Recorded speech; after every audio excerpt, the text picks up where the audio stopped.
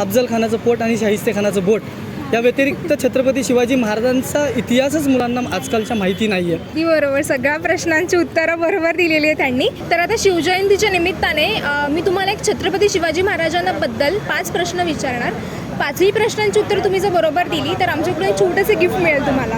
Okay, so माझा पहिला प्रश्न असा आहे की छत्रपती शिवाजी महाराजांचा जन्म कधी झाला होता? 19 फेब्रुवारी 1630.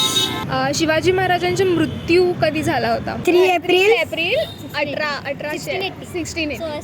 3 एप्रिल 1680.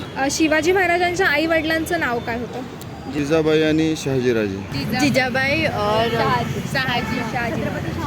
जिजाबाई.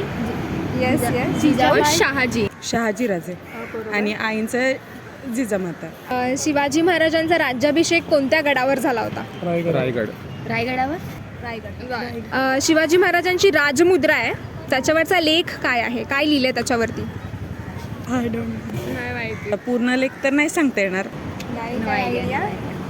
पार्कातही बऱ्याच ठिकाणी लावलेला आहे. वाचलंय पण आता लक्षात येत नाही.